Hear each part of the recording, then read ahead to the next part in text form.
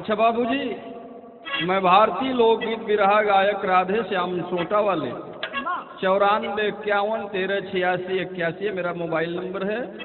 Gram हरिचरना पौनी, post नई बाजार, जनपद चंदौली से अपने सभी श्रोता बंधुओं का तहे दिल से हार्दिक अभिनंदन वंदन स्वागत करते हुए मैं पुनः आपको बता देना चाहता हूं कि जो भी हमारे साथी हैं, हमारे सहयोग करने वाले साथी, इधर हारमोनियम पे बैठे हमारे छोटे भाई पप्पू भाई, और इधर बिंजू पे अपनी राग छेड़ने वाले हमारे भाई पप्पू गौतम जी, और ढोलक पे अपनी अनूठी तान छेड़ने वाले हमारे बड़े भैया श्याम बिहारी उर्फ साधु जी। कोर्स के रूप में बैठे क्रमशः हमारे छोटे भाई जयदेव यादव जी, रोहित कुमार जी और सुदर्शन जी। आप लोगों का बहुत बहुत सा सहयोग रहता है मेरे साथ। मैं अपने पार्टी का बहुत बहुत आभारी हूँ। भैया चला तो नहीं और करना नारी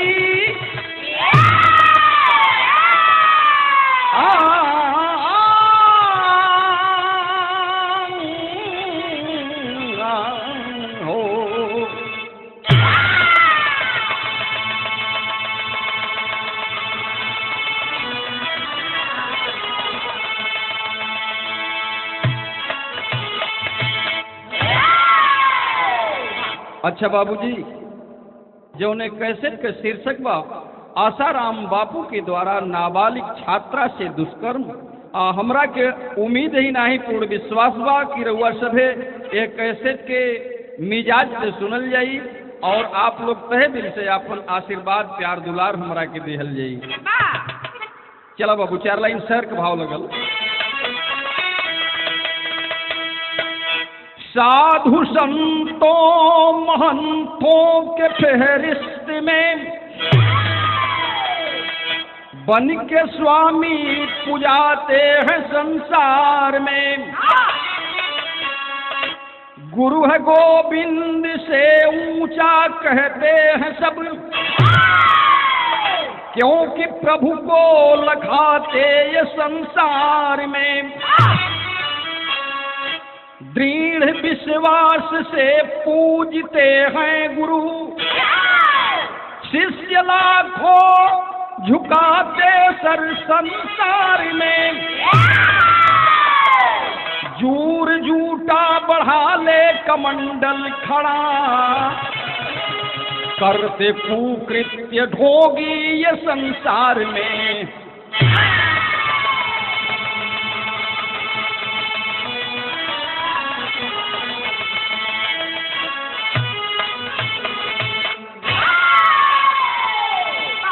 एक गजल लगल मास्टर।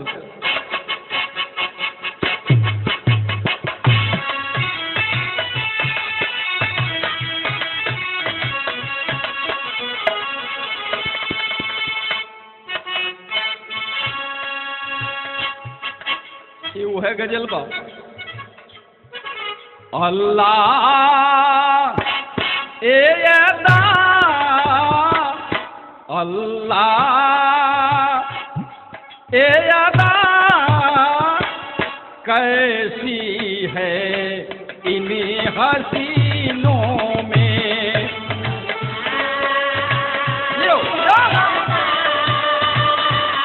कैसी है इन्हीं हसीनों।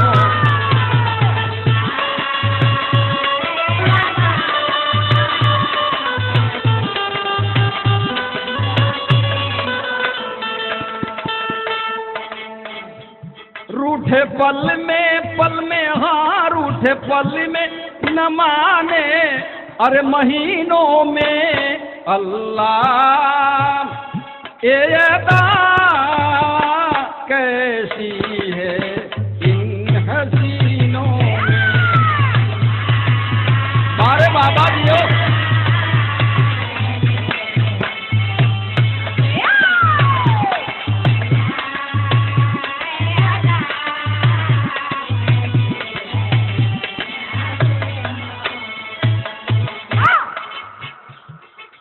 एक संवैधानिक चेतावनी अपने श्रोता बंधुओं के लिए। क्या? अरे भैया, अरे बाबू, क्यों पड़े हैं इनके चक्कर में?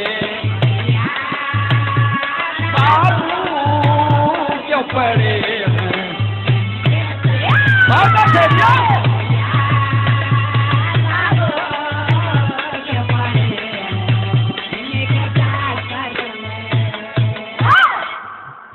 ये है ढोगी, ढोगी है, ये है ढोगी नहीं है कोई टक्कर में। भैया, अरे बाबू, क्यों पड़े हैं इनके चक्कर में?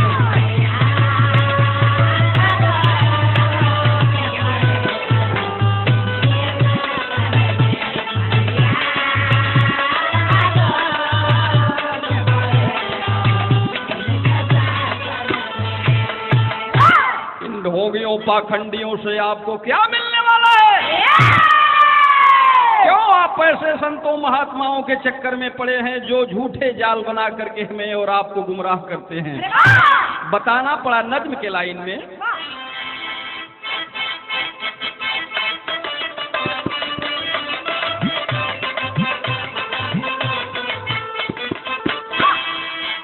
पाखंडी ढोंगियों से देश तार तार हुआ, पाखंडी ढोंगियों से देश तार तार हुआ, घिनौने कर्म से हर धर्म शर्मसार हुआ।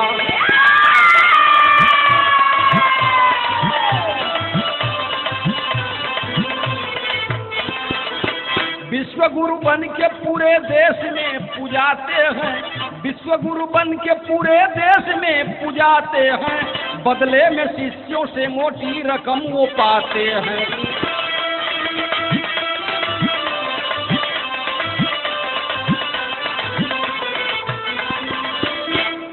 बड़ी अच्छी बात अपने सत्संग में बोलते हैं, प्रवचन में बोलते हैं। क्या? रहो माया से दूर देते हैं उपदेश सही, रहो माया से दूर देते हैं उपदेश सही, स्वयं है लिप्त विलास भोग का उद्देश्य यही।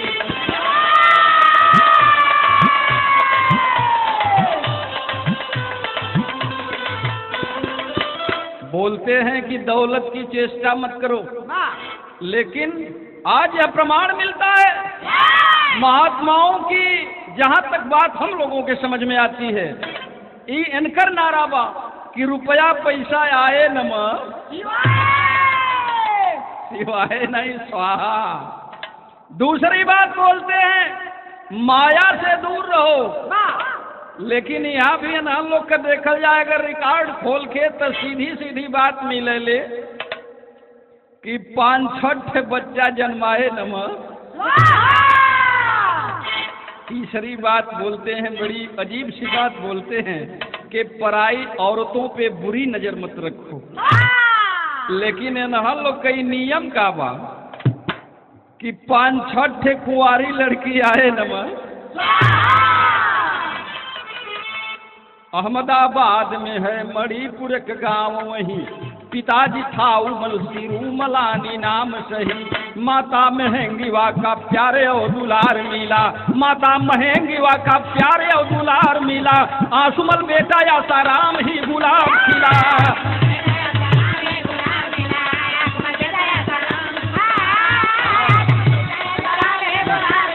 बहुत अच्छे।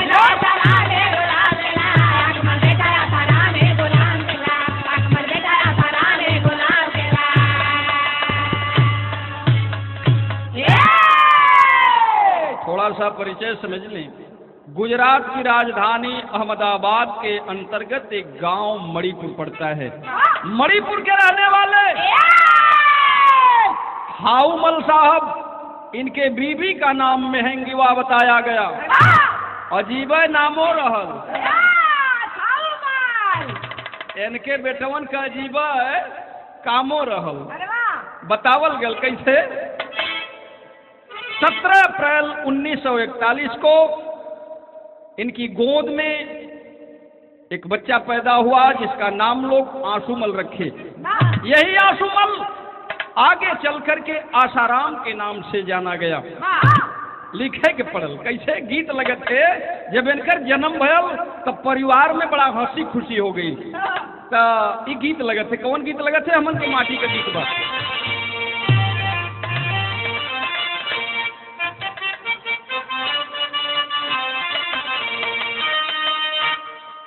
हमहन के गवई में 3 पार्टी हो जाले, कोनो शादी ब्याह फंक्शन में आप लोग देखबा तो माता बहन लोग गावली तो एक ठे बुढ़ियन का पार्टी अलग हो जाई, एक ठे जौन नवही हुई है जौन की शादी ब्याह वाली उनकर अलग हो जाई, और एक ठे जौन ओसे तनी से शादी विवाह होवे के स्थिति में रही है उनकर एक ठे व्यवस्था अलग हो जाई।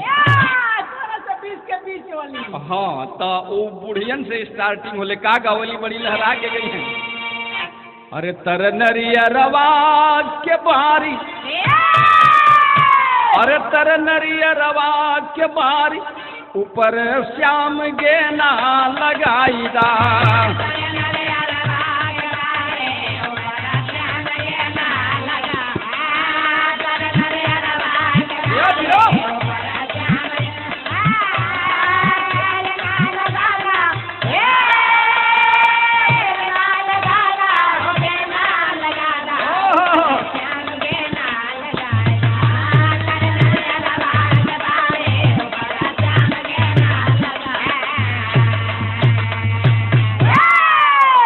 चट्टे दे दूसर की गोल गा दे ही।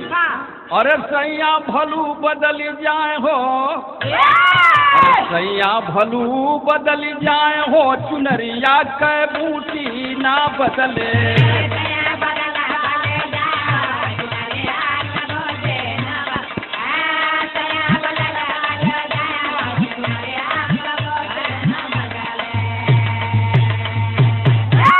अपने बलमुआ के चोरी, तीसर की गोल गावली। अरे अपने बलमुआ के चोरी, गोरी मांगे घून घुनवा।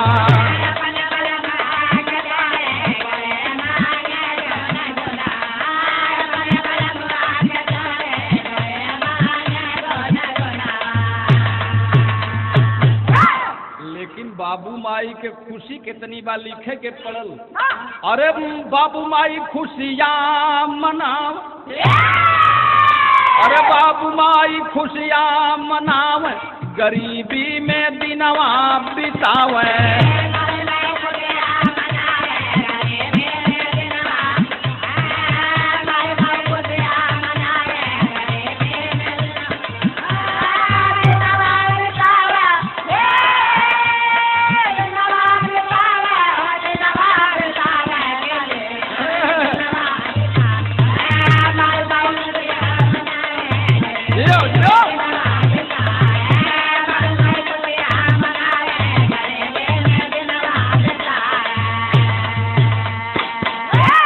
लोग बतावल न कि होनहार बलवान के हो चीकने पात। ए बाबू आसाराम उर्फ आंसूमल, बचपन का नाम इनकर आंसुए मलबा। आंसूमल जब तनी से समझदार भइलन तब बाबूजी एक ठे चाय के दुकान खोलन। इस चाय के दुकान से ही अपने परिवार के भरण पोषण का काम करे लगलन। लिखे के पड़ल। अरे पिता था मल कैला चाय की दुकनिया, आ चाय पिए जुटे सब बूढ़वा पुरनिया।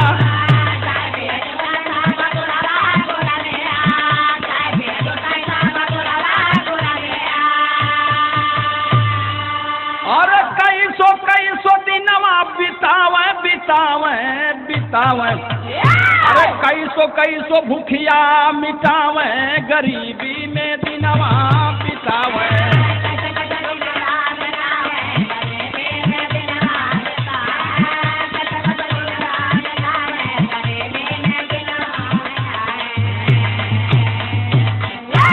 पिताजी थाउमल परेशान हैं, सोच रहे हैं कि अपने बेटे को अब शिक्षा दीक्षा दिला देनी चाहिए, क्योंकि 5 वर्ष के बाद तो बाल्यावस्था में व्यवस्था बना ले चाहिए, शिक्षा दीक्षा दिला दे चाहिए। ए भैया बाबूजी परेशान हो कैला का। अरे सोचे आंसूमल के कुछ शिक्षा दिलाई, अदहल विद्यालय में नमवा लिखाई।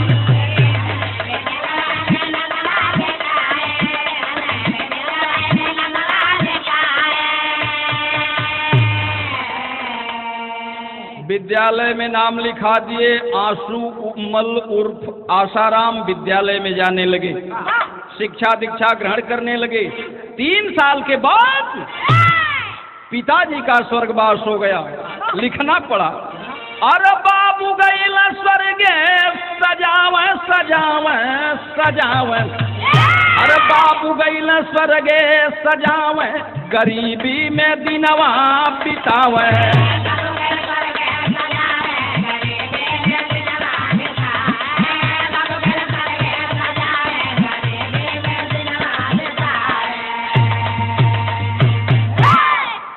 आशुमल उर्फ आसाराम जी सोचने लगे कि मुझे अच्छा खासा पैसा कमाना है, इसलिए धर्म व्यवसाय से जुड़ने में ज्यादा पैसा मुझे मिलेगा। इन्होंने चित्रकूट में आकर के लीला शाह को अपना गुरु बनाया और उनके साथ कथा का काम, प्रवचन का काम, सत्संग का काम शुरू कर दिया है आपने। इसके बाद इनके गुरु लीला शाह ने इनका नाम आसाराम रखा और कहा कि आप घर में भी रह के ये सब धर्म कर्म का काम कर सकते हैं और आपको पूरी तरह से छूट है। अब जाइए, शिष्यों को बनाइए और प्रवचन का काम शुरू करिए, सत्संग का काम करिए, लेकिन इतना ध्यान दें, वेदांत का प्रचार साथ में होना चाहिए। ए बाबूजी, आसाराम जी घर आ गए। इनकी माँ बहुत खुश होती हैं। शादी विवाह होता है। इनकी बीवी का नाम लक्ष्मी बाई बताया गया, एक ही बेटा जिसका नाम ओम साई बताया गया। बेटी का नाम भारती बताया गया। अब इनका पहला प्रोग्राम 1989 में दिल्ली के बिड़ला मंदिर में रखा गया, जहां से इनको अच्छी खासी शोहरत मिली। दूसरा कार्यक्रम 1994 में लाल किला में रखा गया। यहां से तो इतनी शोहरत कमा लिए कि शिष्यों की लाइन लग गई। तब एक गीत लिखे के पड़ल। कौन गीत लगल लाल? कौनो प्रेमी अपने प्रेमिका के सुंदरता के चित्रण कैले बा। कैसे कैले बा मास्टर चलत है?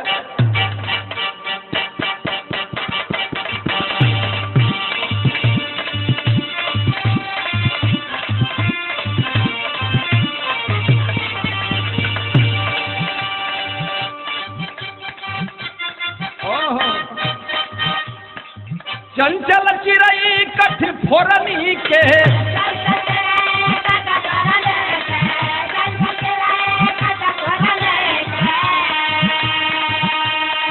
चंचल चिरई कठ फोरनी के, जैसन चोच गड़ावेलू मोर दिल में, मोर दिल में।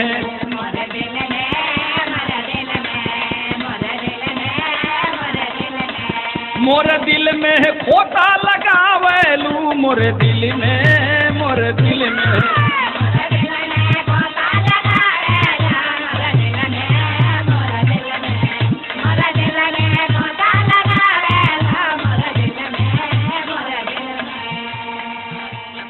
एकर अंतराय और लाजवाब बा।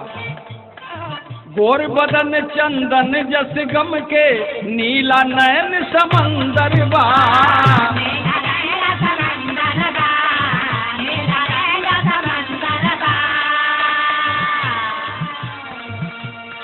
दांत लगे मोती के माला, दांत लगे मोती के माला, भरल गुलाब के अंदर बा।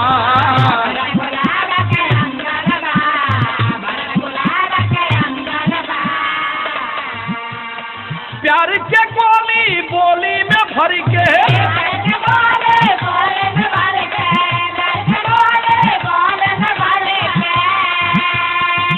अरे प्यार के गोली बोली में भर के, नैनी दुनाली चलावेलू मोर दिल में, मोर दिल में।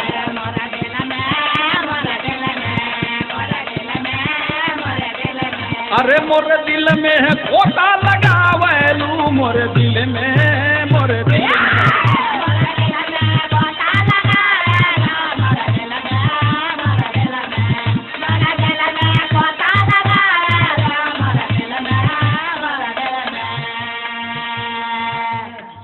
1994 से बाबा को शोहरत मिलती है और नए नए शिष्यों को मूड़ना शुरू कर दिए। लिखे के पढ़ल, अरे दाढ़ी बार जुट जूरा बढ़ा के,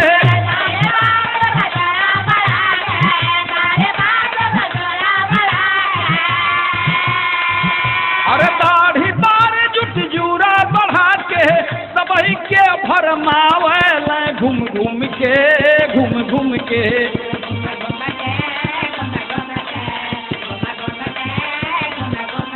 अरे घूम घूम के चेला बनावे घूम घूम के, घूम घूम के।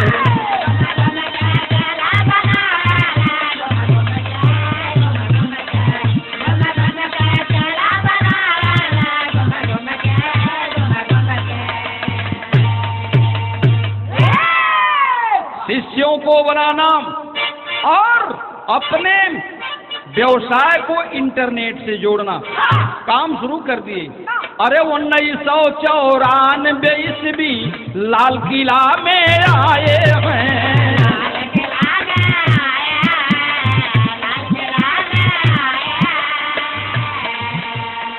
आसाराम को मिली है ख्याति, आसाराम को मिली है ख्याति जब प्रवचन को सुनाए हैं।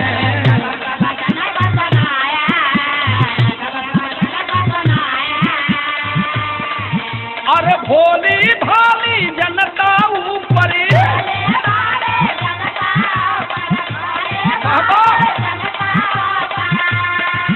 अरे भोली भाली जनता ऊपर अपन जादू चलावे घूम घूम के, घूम घूम के।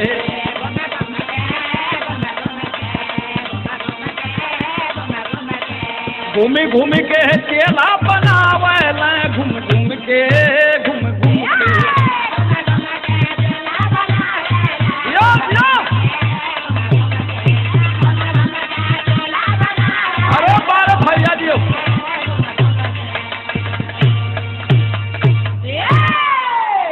आगे का कैलन भैया। अरे शुरू में अहमदाबाद में आश्रम छोटा एक बनवाए हैं,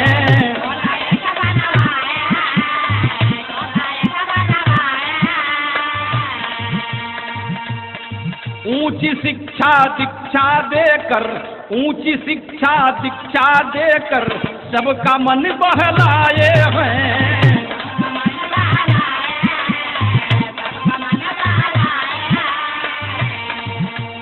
साधु संतन महात्मन के आप लोग देखले हुआ कितना बढ़िया बढ़िया बात बोलल, इतना बढ़िया बढ़िया प्रवचन, इतना बढ़िया बढ़िया सत्संग कहत हवन, जितना भी श्रोता रहलन इनकर दीवाना हो गईलन। लेकिन इनकर काम का रहल, अरे दौलत के भूखे सन्यासी,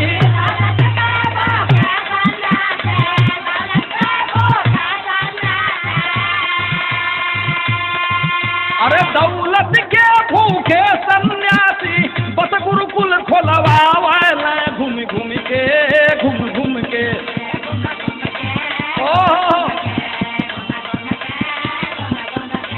घूम घूम के चेला बनावे घूम घूम के, घूम घूम के।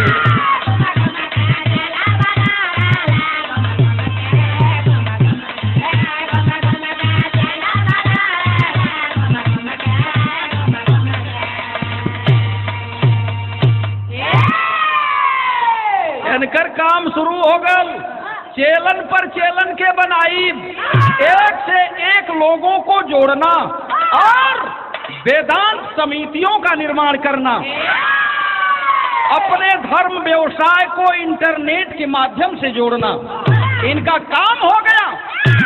एक थे गीत लगल, इहो बड़ी खतरनाक गीत लग गई लाल, बड़ा गीत सुन ले होबा, केहू का मरद शराब का नशा के आदि हो गयल,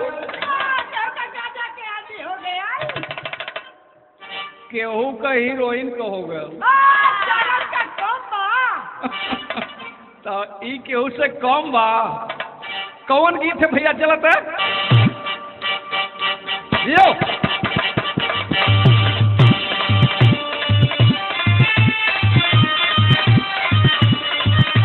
संभाल के दियो।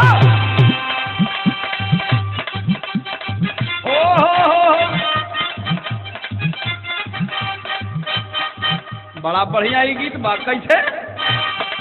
बीड़ी पर बीड़ी पिए गाजा पर गाजा,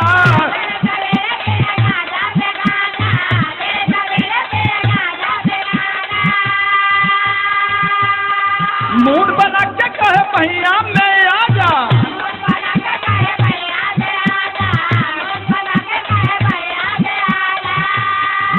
अरे बीड़ी पर बीड़ी पिए गाजा पर गाजा, मूड बना के कहे भैया मैं आजा, कर बड़ा पर जोरी बलम, घेरो हाली पापा से कही दे रे माई, हमके न चाहिए बिहारी बलम, घेरो हाली पापा से।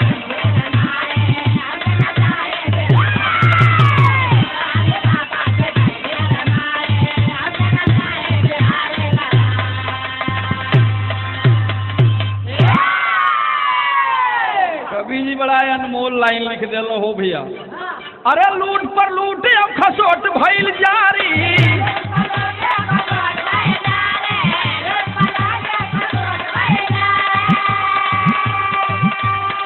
चेलन का संख्या बढ़ल बड़ी भारी,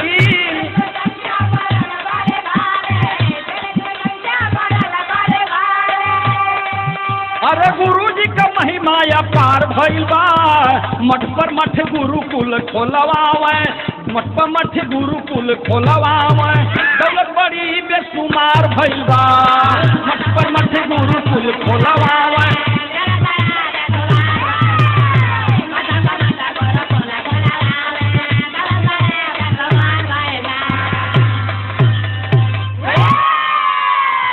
इनका काम शुरू हो गया शिष्यों पे शिष्यों को जोड़ना, मठ पे मठ बनवाना।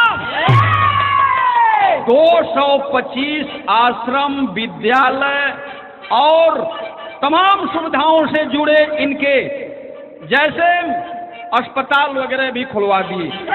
लिखे के पड़े, अरे 225 गुरुकुल खोलवाए, 1500 वेदांत समितियां,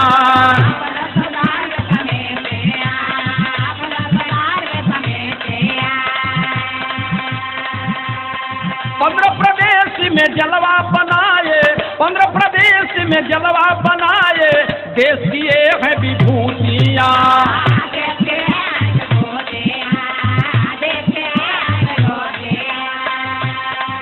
अरे 10 एकड़ जमीन को मिलल सरकारी,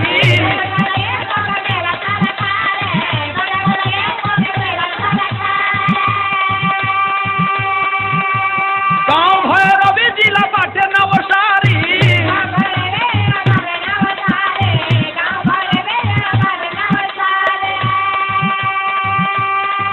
अरे बड़े बड़े नेतन से प्यार भइल बा, मठ पर मठ गुरुकुल खोलवावे, मठ पर मठ गुरुकुल खोलवावे, अरे दौलत बड़ी बेशुमार भइल बा।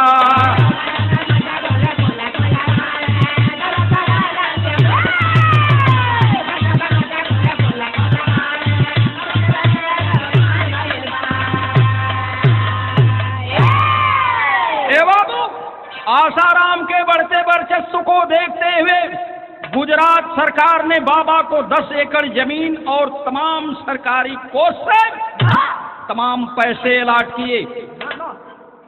ग्राम भैरवी जिला नवसारी में बाबा ने इतना अन्याय कर दिया कि सरकार के दिए वे 10 एकड़ जमीन के बजाय 5 एकड़ जमीन और एक शेष घेर लिए। वहां की गरीब जनता मजबूर होकर के अदालत में गई। परिणाम निकला कि इनको 5 एकड़ जमीन वापस करनी पड़ी। यहीं से इनके दिमाग में धिष्टता आ जाती है। अपने गुरुकुल की वार्डेन एक शिल्पी नाम की लड़की थी जो अपने गुरुकुल की वार्डेन बनाए थे, और इनका एक बहुत ही खास शिष्य था जिसका नाम शिवा बताया गया। शिल्पी और शिवा एक और शिष्य था जिसका नाम शरद चंद्र बताया गया, लेकिन विशेष रूप से शिल्पी और शिवा के माध्यम से अपने काम को आगे बढ़ाया करते थे। आसाराम बापू चूंकि पहले ही से थोड़ा थोड़ा दिमाग से इनकर झुकाव ज्यादा रहा लड़कियों की तरफ, अपने इन तीनों सेवादारों के माध्यम से योजनाबद्ध तरीके से गुरुकुल की लड़कियों के साथ मौज मस्ती लिया करते थे और यह काम शिल्पी और शिवा बाखूबी निभाया करते थे। एक रात बाबा हॉस्टल घूमने की नीयत से हॉस्टल पहुंचते हैं और सारी लड़कियों को एक नजर से देखे। फिर शाहजहांपुर के एक नाबालिग छात्रा जिसका काल्पनिक नाम मधु बताया गया, बाबा संकेत कर दिए, शिल्पी बात समझ लेती है।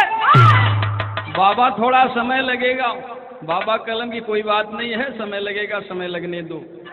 एक रोज एक कैलाश का भैया, अरे उत्तर प्रदेश शाहजहांपुर कै कुमारिया, शाहजहांपुर कै कुमारिया,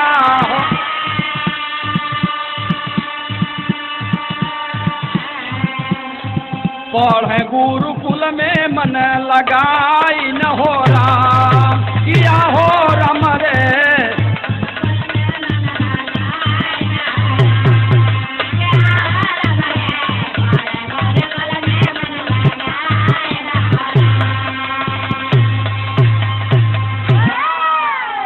उत्तर प्रदेश के शाहजहांपुर की रहने वाली वह छात्रा 12वीं की छात्रा थी। शिल्पी कैलाश का भैया, अरे शिल्पी वार देन कन्या विद्यालय करा खल रहली, विद्यालय करा खल रहली।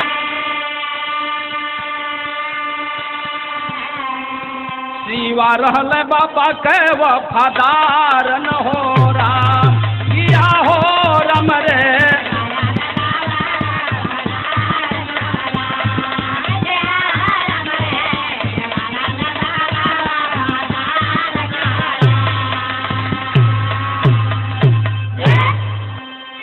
शिल्पी और शिवा दोनों बाबा के बहुत ही करीबी थे, ये मैं बात पहले ही बता चुका हूँ। योजनाबद्ध तरीके से अपने गुरुकुल की हॉस्टल की लड़कियों को बाबा के यहाँ भेजने का काम करते थे। ए बाबू, शिल्पी एक रोज कैलाश का, अरे शिल्पी फोन कई के मधु के पापा के खबर कैली,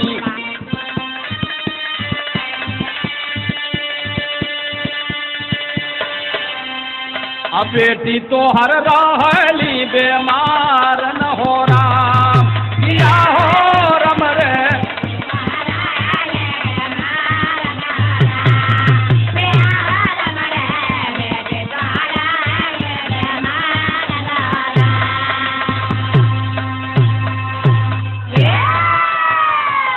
ए बाबू, फोन मिलता है, लड़की के माँ और बाप घबरा जाते हैं।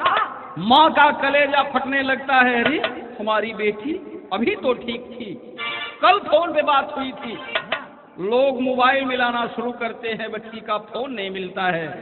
ए बाबू, ये थे गीत लगत थे, कौन गीत लगत थे?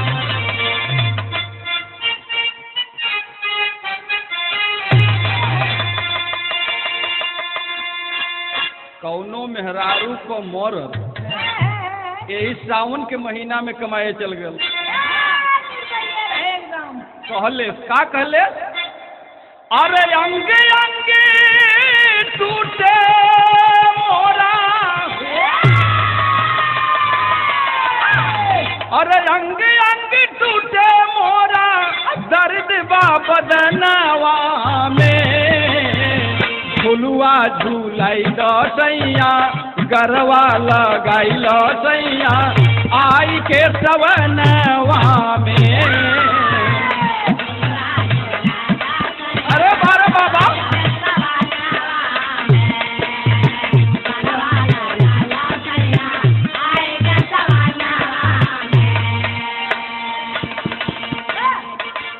आज लिखे के पढ़ल कैसे, अरे फोन कई के शिल्पी कहली, अरे फोन कई के शिल्पी कहली, मधु के भवनवा पे जल्दी से आजा भैया, जल्दी से आजा बाबू, यही विद्या धमावा में।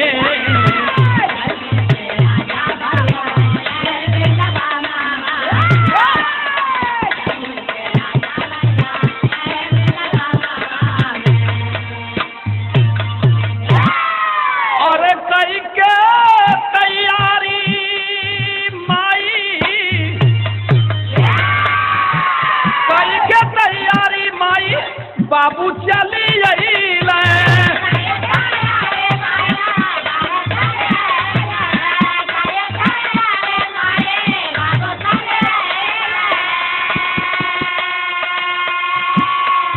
अरे बिटिया से भेटिया के,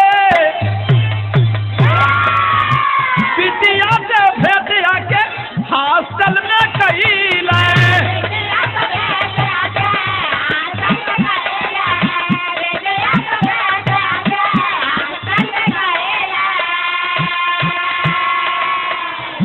बाबू मम्मी या पापा के जब खबर लगल, भाग के हॉस्टल में अलन।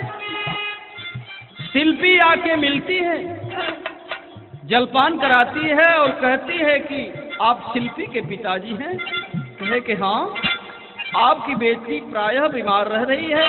खैर घबराने की कोई बात नहीं है, हम लोग अपने तरफ से तमाम प्रकार के टेस्ट करा रहे हैं, एक्सरा वगैरह, आज इसको हम क्या बोलते हैं, सीटी स्कैन, सीटी स्कैन कराए जा रहे हैं। वैसे अंदाज है कि बिटिया को कुछ है नहीं, भूत और प्रेत का साया मालूम पड़ रहा है। वैसे बाबा कल एक मंत्र मोबाइल के द्वारा भेजे थे, 108 बार इस मंत्र का आवाहन किया गया तो ये बेटी पुनः ठीक हो गई। इसलिए सारे लोगों को शक है कि आपकी बेटी के ऊपर भूत और प्रेत का ही छाया है। ए बाबू, अपने से लोग जांच कराओ, तो लिखे के पढ़ो। अरे कई ढंग के जांच लोग, कई ढंग के जांच लोग करेला अपने मनावा से। जल्दी से आजा भैया, जल्दी से आजा बाबू, यही विद्या धमावा में।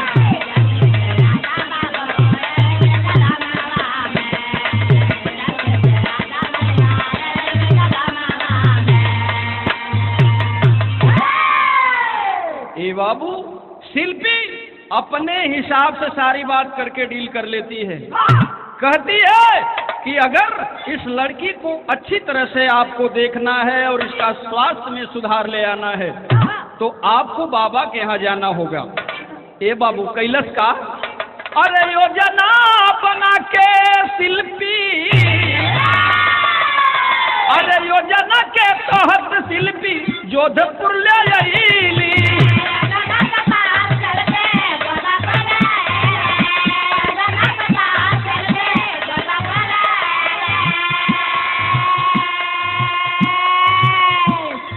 जोधपुर बाबा के कुटिया पर ली आई, फोन से शिवा से बात हो गई। कैलस का अरे शिवा के सुपुर्द आके, शिवा के सुपुर्द आके कुटिया पर कैली।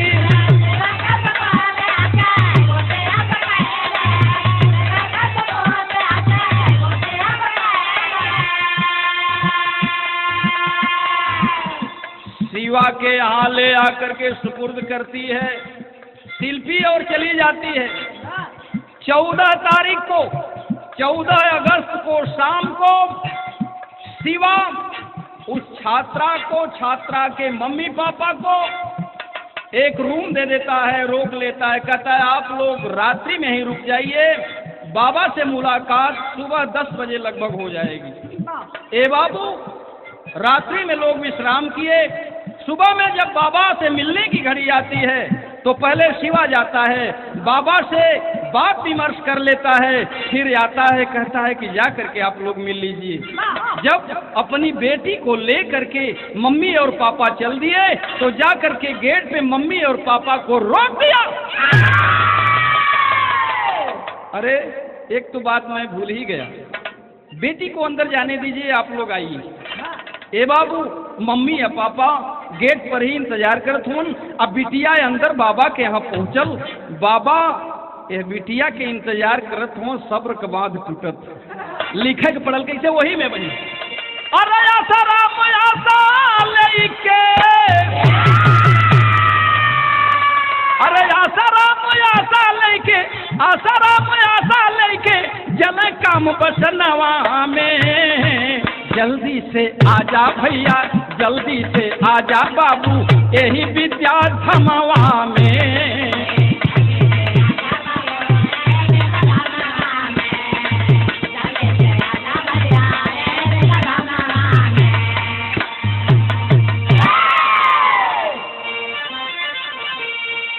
तेरी का लाइन लगल, अरे फरिश्ता बन पूजावे सबसे,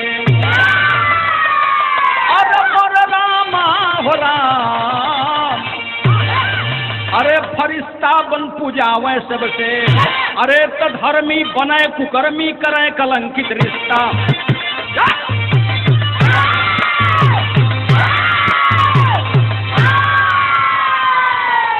शिवा सेवा में लीन रहे बाबा के आस पुजावे में, हर भेद छुपा के रखता था गद्दारी करे करावे में। लड़की के मम्मी पापा को रोका है गेट पर जाने से, छात्रा को कुटिया के अंदर भेजा है ठीक बहाने से। छात्रा को बाबा देख रहे, छात्रा के जब पजरे बोलौलन बाह में पकड़ के सहलावत हूँ बाबा। कहाँ आपको कुछ हुआ है, काहे परेशान रहती हो? अरे भूत और प्रेत रहेगा तो हमारे रहते तुम्हारा कुछ नहीं बिगाड़ पाएगा। छात्रा को बाबा देख रहे हैं, अरे छात्रा को बाबा देख रहे हैं अपनी ललचाई आंखों से। क्या करोगी आगे पढ़ करके बाबा भूलवाऊं बातों से?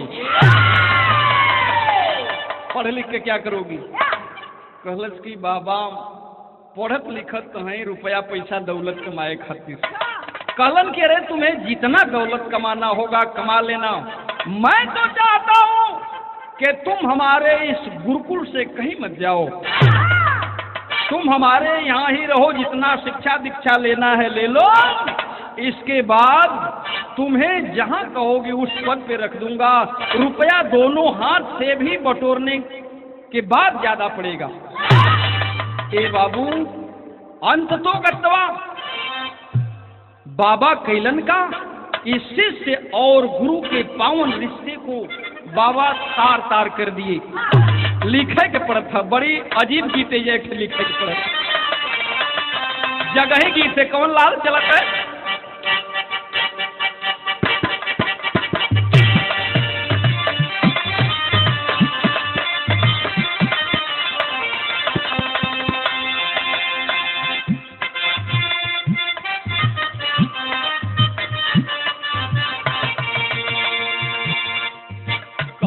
प्रेमी अपने प्रेमिका के एकांत में तो हंसा ले, अरे सुना सुना ये हसीना मन लागता कहीं ना।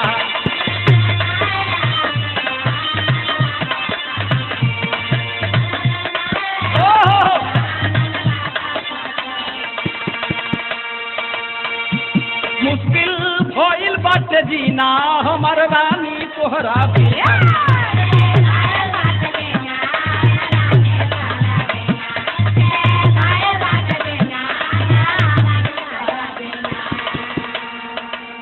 और रात भर जागा तानी,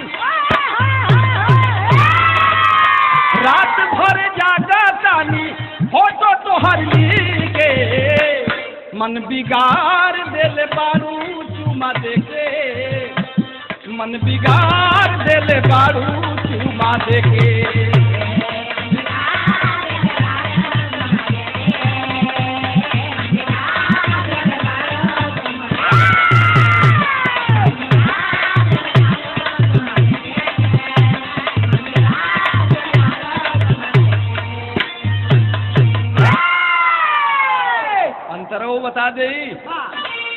बेजोड़ अंतरा लिखे के पड़ल कैसे। अरे अखिए से प्यार भई अखिए में राखी ले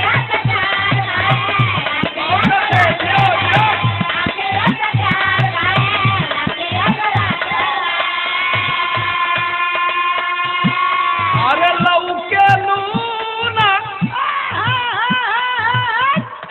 एक पलटा लौके लूना एक पलटा एने वो न झाकी ले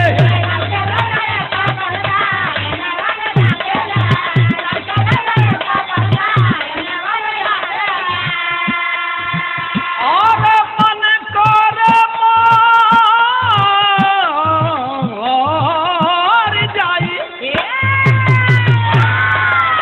मन कर मोर जाई मन कर मोर जाई जोहर माहुर लेके मन बिगाड़ देले बाड़ू चुमा देके मन बिगाड़ देले बाड़ू चुमा देके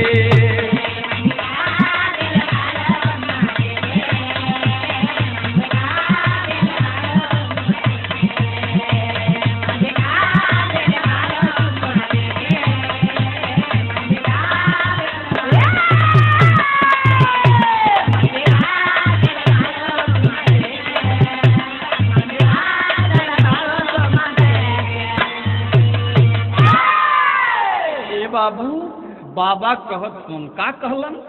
अरे सुना सुना मोरी प्यारी प्रेत तोहरे सर पर भारी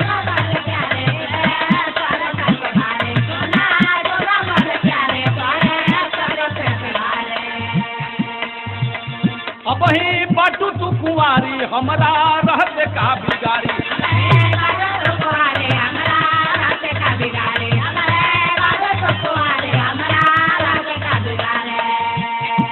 और सीने से लग जाया के सीने से लग जाया के सीने से लग जाया के प्यास के बुझाता कुछ न होई तो के है हमार वादा कुछ न होई तो के है हमार वादा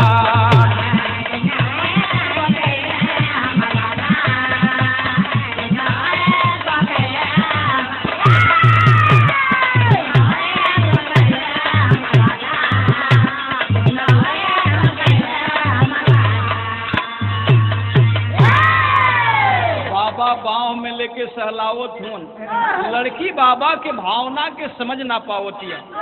ए बाबू वह तो सोच रही है कि बाबा मुझे बहुत ज्यादा आशीर्वाद दे रहे हैं इतना बाहों में लेके सहला रहे हैं प्यार कर रहे हैं दुलार कर रहे हैं लेकिन भैया कहत हुन का कहलन बाबा। अरे मालकिनी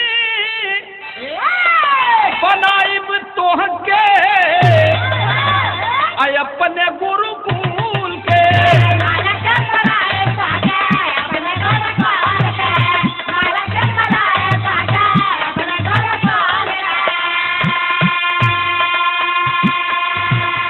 अरे आँखी के सोझा राखबी आँखी के सोझा राखब आँखी के सोझा राखब छोड़ब नाही भूल के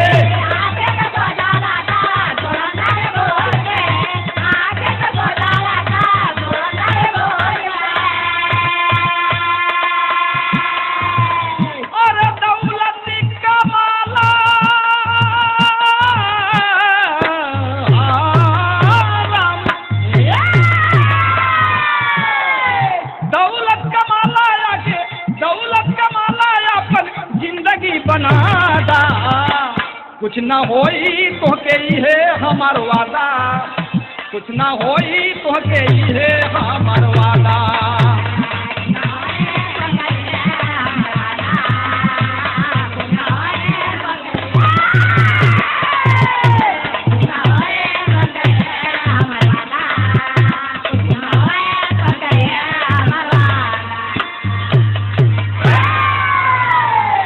सारी बात सुनने के बाद वह वाला शांत हो जाती है। बाबा सोचे लगलन कि अभी तैयार हो गई। उनके याद आवे लगल मौनम स्वीकार लक्षणम। कैलन का अरे जाल में फंसा के बाबा, अरे जाल में फंसा के बाबा लुटल जतीरा।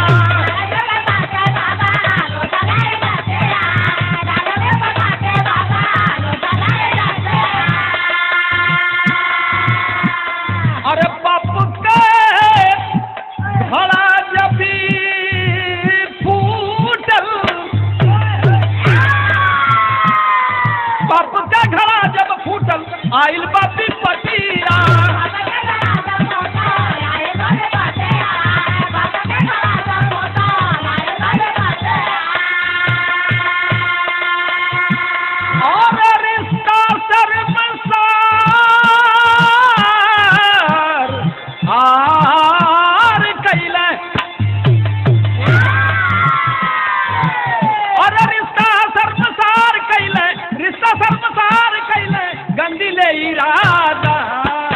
अरे कुछ ना होई तो के है हमार वादा, कुछ ना होई तो के है हमार वादा।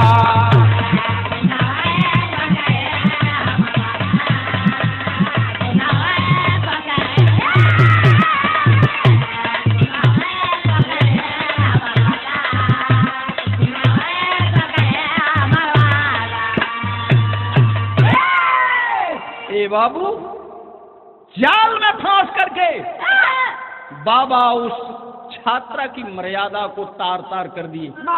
लिखे के पड़ल पहपट में कैसे, अरे लूट के बाबा इज्जत गए पराई पीछे कुटिया में। अरे लूट के बाबा इज्जत गए पराई पीछे कुटिया में, और फूट के बेटी रोवे मुंह छुपाई पीछे कुटिया में।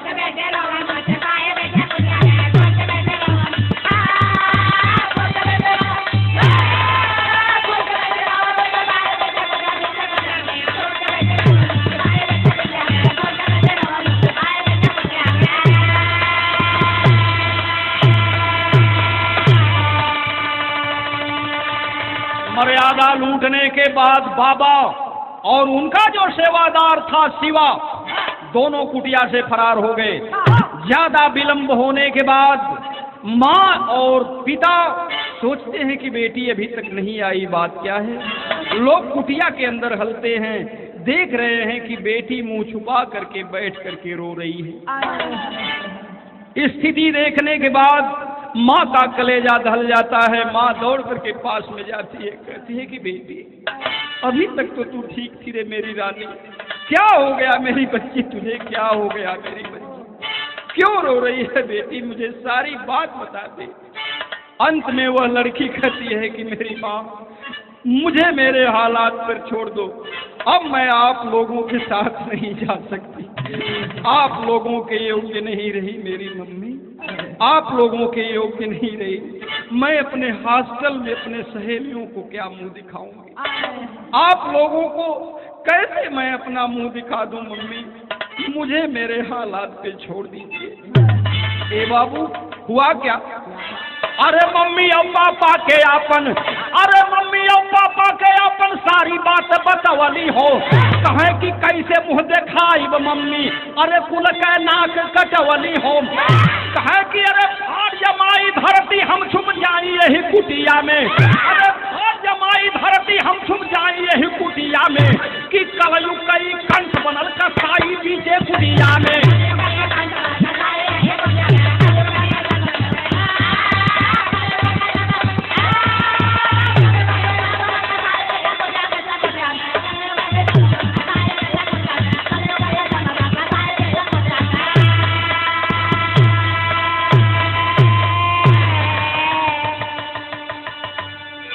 यही लिए आल्हा में लिखे के पड़ल सिंगल आल्हा तनी बजावत है।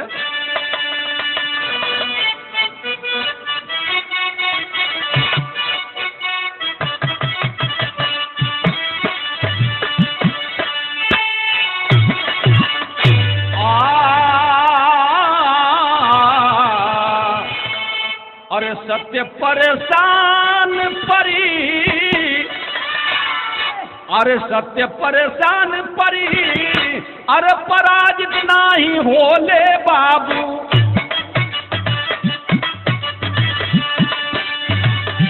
समय सारे जग में, समय सारे जग में सब पे भारी पड़ल बाय। रहल यही धरा पर रावण कंस अत्याचरिया बाबू। जेकर बाहुबल से तीनों लोक ठहराय। समयानुसार प्रभु कैले बधनवा बाबू। पाप का घड़ा जब धीरे धीरे भरल बाय। वैसे आसाराम जुर्म कर दुनिया में बाबू।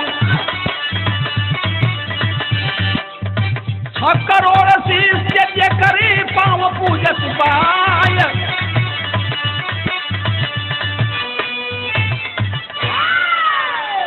आज के डेट में आसाराम बापू के 6 करोड़ शिष्य बताए गए।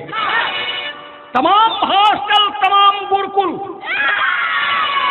जहां भी इन्होंने इस तरह का अपना धार्मिक स्थल का निर्माण कराया है, वहां तमाम अवैध ढंग से कब्जा करके विद्यालयों का, हॉस्टलों का और गुरुकुलों का निर्माण कराया है। ए बाबू, धीरे धीरे इनकर करतूत खुलत बा, सदर आल्हा लग गया लाले जैसे।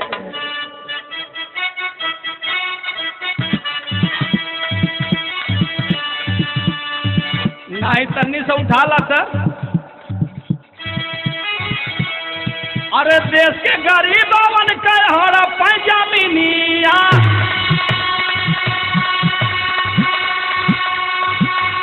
बाबा संभाल के। अरे देश के गरीबवन का हड़प है जमीनिया।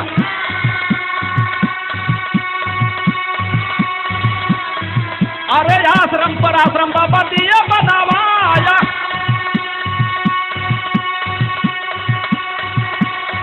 अरे आश्रम पर आश्रम बाबा दिए बनावाया। अरे धीरे धीरे कर्म या कुकर्म बहुत कैला। धीरे धीरे कर्म या कुकर्म बहुत कैला। अरे धला दूगो बचावन के बलि चढ़ावाया। अरे धला दूगो बचावन के बलि चढ़ावाया। अरे रहल विदेश अभिषेक दुलाला नावा। अरे रहल विदेश अभिषेक दुलाला नावा। अरे मंत्र शिक्षक के बाबा देहल मुआया। अरे जोधपुर पुलिस पर अपन रुतबा जमा वाला है। अरे जोधपुर पुलिस पर अपन रुतबा जमा वाला है। भैया दान बहुत भय लेकिन दिया का बवाया। अरे वही तरह छात्रा का लूटा नहीं जतिया। अरे वही तरह छात्रा का लूटा नहीं जतिया।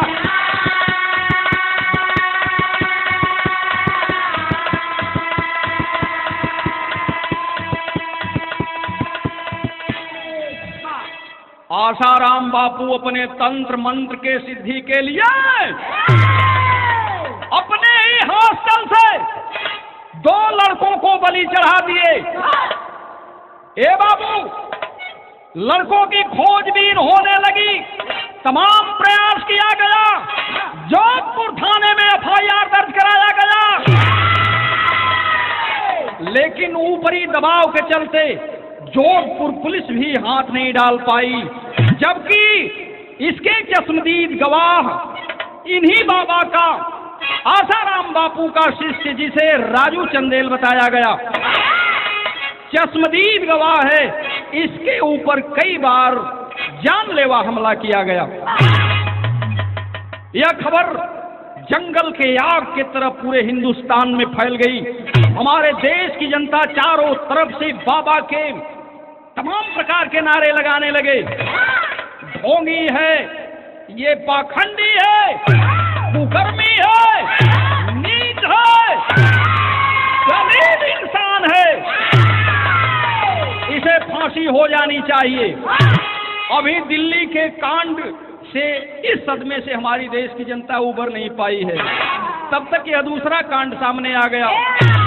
जनता को पुनः शोर शराबा करना पड़ा। हम बहुत बहुत सा धन्यवाद देते हैं। थाने में, जोधपुर पुलिस में जब ये FIR दर्ज किया गया, पुलिस उसी तरह से मुंह बैठी रही। DCP अजय पाल लांबा साहब के यहाँ पुनः फरियादी अपनी फरियाद को लेकर के गए। हम अपने गीत के माध्यम से बहुत बहुत सा धन्यवाद देना चाहते हैं उस DCP अजय पाल लांबा साहब को, जिन्होंने इस पीड़ित परिवार का साथ दे करके कानून के साथ मदद किया है और न्याय दिलाने का काम किया है।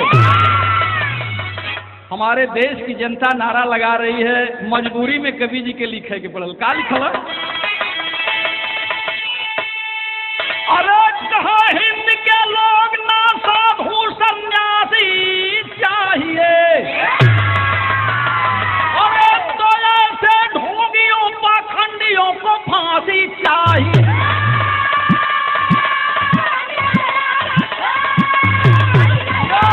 बाबा जी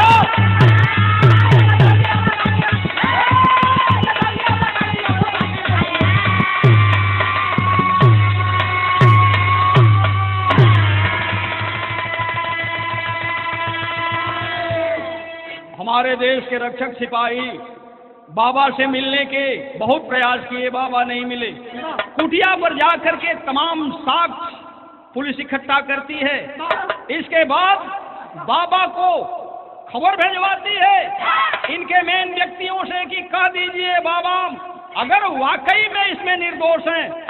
बाबा बार बार कहते जा रहे हैं कि हम निर्दोष हैं, मुझे फंसाया जा रहा है। तो अगर वो निर्दोष हैं तो वो कानून की मदद करें, अगर निर्दोष होंगे तो उनको कुछ नहीं होगा। लेकिन बाबा बार बार भागते रहे। अंततः गत्वा पुलिस जा करके गिरफ्तार करती है और ले करके जब चल देती है बाबा को, तो रास्ते में कहते हैं कि मुझे थाने में न ले जाया जाए। कहला कि ए भाई मैं थाने में जाऊंगा, जेल में जाऊंगा तो अपवित्र हो जाऊंगा। ए बाबू, लोग कहे कि अगर आप अपवित्र हो जाएंगे तो इतना धृष्टता का काम किए ही क्यों?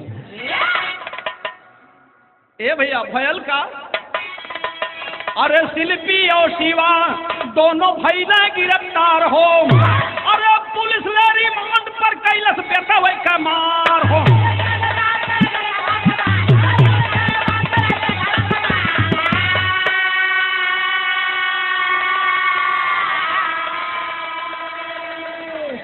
ए बाबू, शिवा और शिल्पी को पुलिस रिमांड पर लेती है और जैसन कि आप लोग देखला हर थाने पर कौनो न कौनो पेड़ होला, कहीं नीम का पेड़ होला तो कहीं बरगद का पेड़ होला तो कहीं पीपल का पेड़ होला। शिल्पी या शिवा के सिपाही लोग पैर ऊपर या मुड़ी नीचे करके लटका देलन। पोलियो ड्रॉप नहीं, पेट्रोल ड्रॉप पियावल।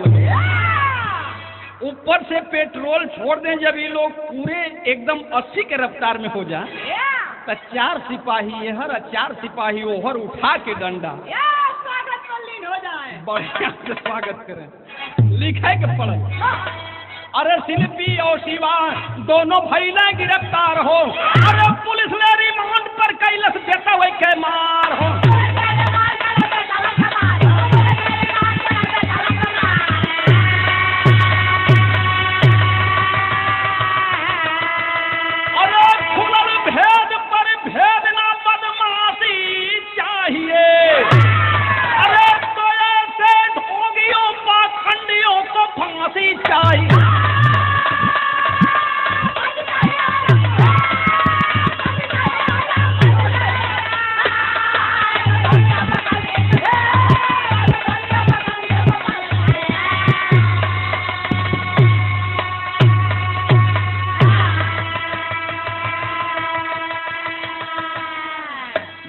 प्यारे हमारे देश के पूजनीय महोदय लोग, ए बाबू, गिरफ्तारी से पहले गिरफ्तारी के भय से बाबा एक काम किया, अपने समर्थकों को, अपने शिष्यों को एक मंत्र दिए और कहे कि आप लोग इस मंत्र का 108 बार जाप कर देंगे तो हमारा कुप्रचार बंद हो जाएगा, लोग हमारे खेमे में आ जाएंगे।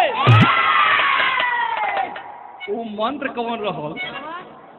अरे कानून से बचे के तंत्र मंत्र अपनावे, अरे वो हम दुगो मंत्र अपनावे।